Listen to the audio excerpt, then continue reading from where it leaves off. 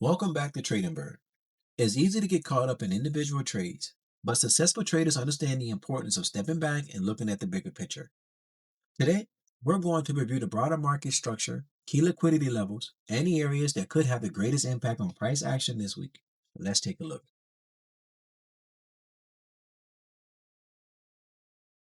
Before we jump into the week ahead, I think it's always helpful to spend a minute understanding where we're coming from. Last week, traders focused heavily on inflation data. The numbers came in largely in line with expectations, which helped calm some fears that inflation might be accelerating again. The market handled that information relatively well, and now attention shifts to what is likely the most important event of the week, the Federal Reserve meeting. Whenever we move into a week like this, I try not to focus on predicting what's going to happen. Instead, I focus on identifying the events that create volatility and the levels where liquidity may be resting. Let's dive into the charts. As we can see on this monthly chart, we can identify the market is clearly uptrending. We can go from any swing low to any swing high. So a swing low to swing high, and a swing low to another swing high, and another swing low, and another swing high, establishing that this market is uptrending. Now, because it is uptrending, that does not mean that we're just going to buy and hold. Not as day traders. As an investor, that may be your mindset, but as a day trader, you want to be a part of the move today. As you can see, this chart has given us some green bars and some black bars, some up days and some down days. Now, I like to mark out my monthly high, previous month high, as well as my previous month's low, because we are uptrending, but that does not mean that the next month is just going to continue higher. We may just rest between the low and the high of the previous month, meaning the market may be tired, maybe ranging, maybe at a part of exhaustion, maybe a part of rest, a point of rest before we continue to all-time highs or have a small pullback. After I mark out my monthly levels, I like to mark out my weekly levels. So I have my high and I have my weekly low. These are key levels for me because if this market pushes higher, what I want to see is the previous month level be taken out. I want to see a hold and I want to see it push higher before I can enter into a trade. Now, let's say this does not happen. The previous week's high is also important because I want to see this level get retested and this market pushes past the all-time highs and create a liquidity sweep before pushing down below the previous week's level into the next fair value gap, even all the way down to here, potentially. Now, I'm not going to get too specific into trade ideas and what may take place. Again, my job is not to predict what's going to happen. I just want to be prepared for what may happen. Now, looking at this weekly chart, I can identify that there is a fair value gap that has been mitigated. The market attacked this fair value gap and it has reacted well to it. It has stayed above it. However, it has been mitigated, meaning if it moves back into this level, we can see it disrespect this fair value gap and come down to the next fair value gap, even down to the next one, and potentially down to this level here. Now, this being in a premium level, it may not hold, but it might bounce and go above and then sweep and come back down. Now, again, our job is not to predict this happen. Our job is just to be prepared for it. So now we know that this level is a fair value gap, a small imbalance in the market that the market has already mitigated, so this level is weakened. It's not to say that this may happen when it comes back down, but if it tests this level and it does not hold, it is probably going to continue down and we may see a minor pullback even into early reversal stages. Throughout these weekly outlooks, you'll hear me reference high impact events. All that means is these are scheduled moments where new information is being released to the market. Sometimes the market barely reacts. Other times, these events can completely change the direction of price for the day or even the week. As traders, it's important to know when these events are happening because volatility often increases around them. Even if you're not trading the news directly, it's useful to know when the market may become more unpredictable.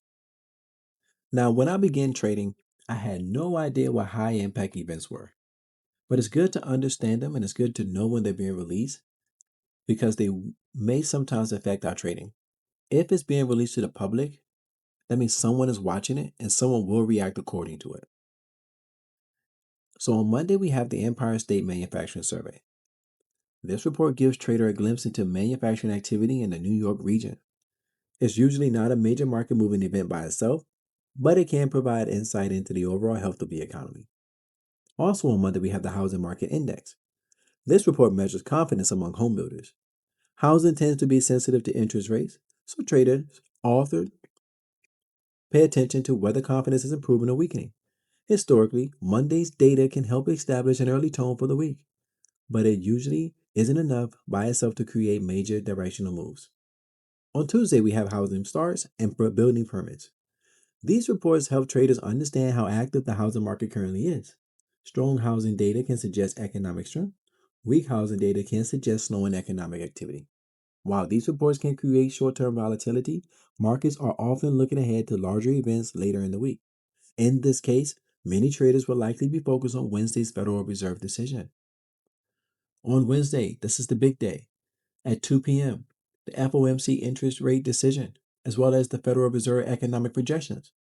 By 2:30, the Federal Reserve press conference. This is the event most traders will be watching.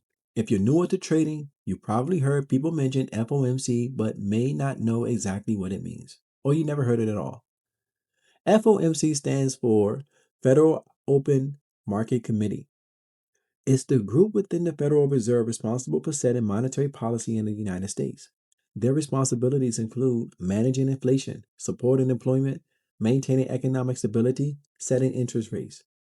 The reason traders pay so much attention to the Federal Reserve is because interest rates affect nearly every financial market: stocks, bonds, options, forex, crypto, and commodities. Everything feels the impact in one way or another. Generally speaking, higher interest rates tend to slow economic activity and reduce liquidity. Lower interest rates tend to stimulate economic activity and increase liquidity. This is important for traders. We like to trade stocks that are moving. We want stocks that are liquid, stocks that have smaller spreads. When economic rates are higher, this reduces our liquidity, which can, in return, create larger spreads. One thing I learned early on is that many traders focus only on whether rates change, but often that's not the most important part. Many times, the market already expects the rate decision. What traders are really trying to understand is what the Federal Reserve is thinking about the future. Three things typically get the most attention. One, the official statement. Two, the economic projections, often called the dot plot. And three, the chairman's comments during the press conference. A common pattern on FOMC days looks something like this: 2 p.m., the initial reaction; 2:15, possible reversal; 2:30, press conference begins; and between 2:30 and 3:30, increased volatility and larger directional moves. Of course, every FOMC meeting is different, but understanding this tendency can help traders avoid getting caught in unnecessary volatility. If you have seen a common pattern, drop your comment and let us know what you have noticed. And finally, on Friday, the markets are closed because of Juneteenth. With markets closed on Friday, we have a shortened trading week. Sometimes shortened weeks produce quieter conditions. Other times they produce larger moves because liquidity can become thinner. It's simply something worth being aware of. This isn't one of the larger earning weeks that features companies like Nvidia, Apple, or Microsoft. However, there are still several reports worth monitoring. Companies scheduled to report include Kroger, CarMax, Jabil, Accenture, Progressive. What I find interesting about these reports isn't necessarily the stock itself, it's what they may tell us about the consumer spending, business demand, and the broader economy. Sometimes the clues are more important than the headline. When I'm watching on the charts, as I said before, the previous week's high, the previous week's low, the monthly high, the monthly low, any major fair value gaps, and areas where liquidity may be resting. These are the areas that help me build trade ideas throughout the week. If buyers continue defending support and we see strong displacement through overhead liquidity, there could be room for price to continue expanding higher. On the other hand, if price sweeps buy side liquidity and fails to hold those levels, I'll be watching for momentum toward lower liquidity targets and nearby imbalances. At this point, I don't feel the need to predict which outcome occurs. My focus is simply identifying the possibilities and allowing price to provide confirmation. As the week unfolds, remember that preparation creates confidence. The traders who consistently perform at a high level aren't predicting every move. They're preparing for multiple possibilities and reacting when opportunities present themselves. And to all of my traders and all the people that are aspiring traders, the people that haven't taken the first step and people that are currently in their first few steps of trading, and even those that have been around for a while, remember last week results are just what they are, last week results. This week will present new opportunities. So let's take this next week with much encouragement. Be bold, be wise in the market, be confident, be in the moment, and trust the Lord with everything that is in you. Blessings and peace to every person out there listening, and thank you for your support. I'll see you on the next breakdown.